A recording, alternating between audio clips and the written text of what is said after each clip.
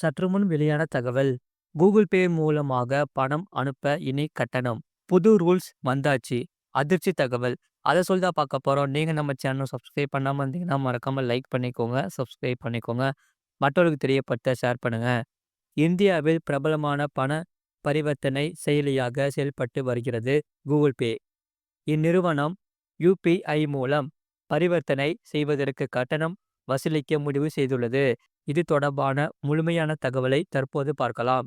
இன்றைய காலகட்டத்தில் யாருமே கைகளில் பணம் வைத்து கொள்வதில்லை. முழுக்க முழுக்க டிஜிட்டல் மயமாக்கி விட்டது. அனைவருமே டிஜிட்டல் பரிவர்த்தனை நோக்கி நகர்ந்து விட்டன. இதனால் நேரடி பண பரிவர்த்தனை செய்வது பெருமளவில் குறைந்து விட்டது. இந்நிலையில் கூகுள் பே புதிய முடிவு ஒன்றை எடுத்துள்ளது. அதன்படி கிரெடிட் மற்றும் டெபிட் கார்டுகளை பயன்படுத்தி நடக்கும் பண பரிவர்த்தனைகளுக்கு கட்டணம் வசூலிக்க இருப்பதாக தகவல்கள் வெளியாகியுள்ளன. இந்தியாவில் பிரபலமான ஆன்லைன் பண பரிவர்த்தனை செயலிகளாக கூகுள் பே மற்றும் போன்பே இரண்டும் உள்ளன.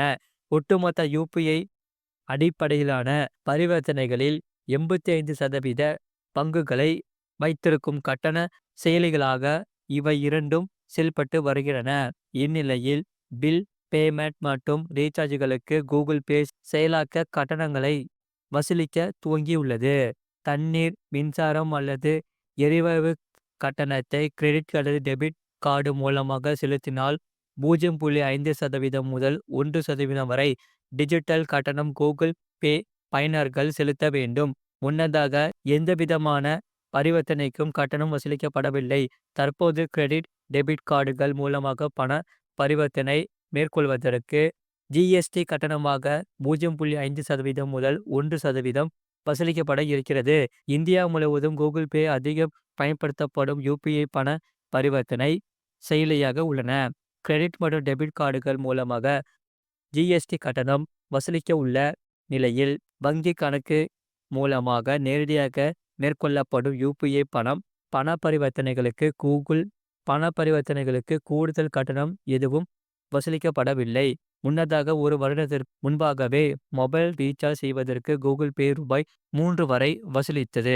தற்போது மின்சாரம், தண்ணீர் மற்றும் கேஸ் பில் செலுத்துவதற்கு கட்டண வசூல் பொருந்தும். கூகுள் பே போன்ற பேடிஎம், போன்பே கட்டண நிறுவனங்கள் இதே போன்ற கட்டண வசூலை செயல்படுத்தி வருகின்றன. தண்ணீர், எரிவாயு கட்டணங்களை கார்டு மூலமாக செலுத்துவதற்கு போன்பே கூடுதலாக கட்டணம் வசூலிக்கிறது. அதேபோல் பேடிஎம் நிறுவனமும் ரீசார்ஜ் மற்றும் பில் கட்டணங்களுக்கு ரூபாய் 1 முதல் ரூபாய் 40 வரை பிளாட்ஃபார்ம் கட்டணம் வசூலித்து வருகிறது. இந்நிலையில் கூகுள் பே நிறுவனமும் கார்டு பரிவர்த்தனையின் போது கட்டணம் வசூலிக்க உள்ளது குறிப்பிடத்தக்கது.